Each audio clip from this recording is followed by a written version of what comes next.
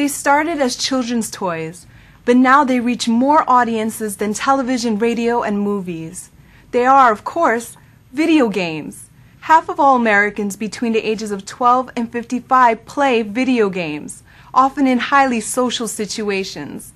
We took a look at how pervasive and influential video games have become, from the devoted hardcore gamers to the U.S. military using it as a recruitment and training tool, to the very frontiers of science, where PlayStation 3 technology helped create the newest and fastest supercomputer.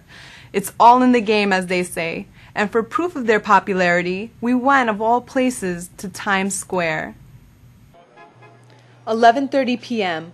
Hundreds of people are waiting outside Virgin Megastore to get their hands on the newest installment of the best-selling Metal Gear Solid video game series.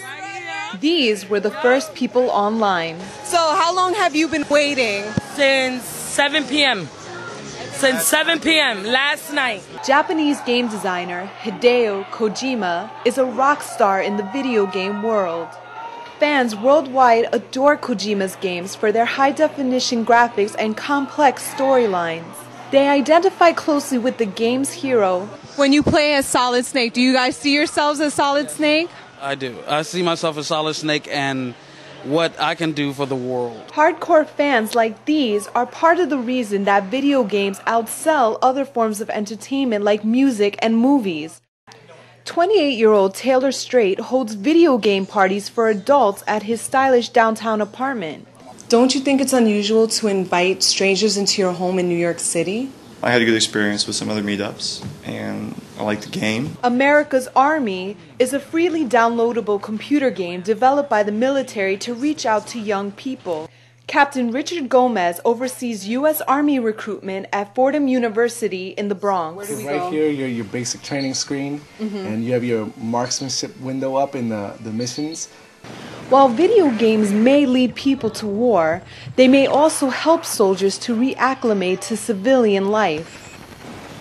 Dr. Albert Rizzo is a psychologist at the Institute for Creative Technology at the University of Southern California. He adapted an existing video game to use as therapy for soldiers returning from the war in Iraq. The goal being to evoke an emotional response from the soldier to trigger the healing process. But what does the future hold for a hardcore gamer who spends 36 hours online for the latest release of a game? My mother, she doesn't express too much concern. What she is, this is like, I'm going into game design and development, and so gaming is my life, and so she's like, go for it. There are people who like to judge people before they get to actually know them, and they themselves end up being hypocrites.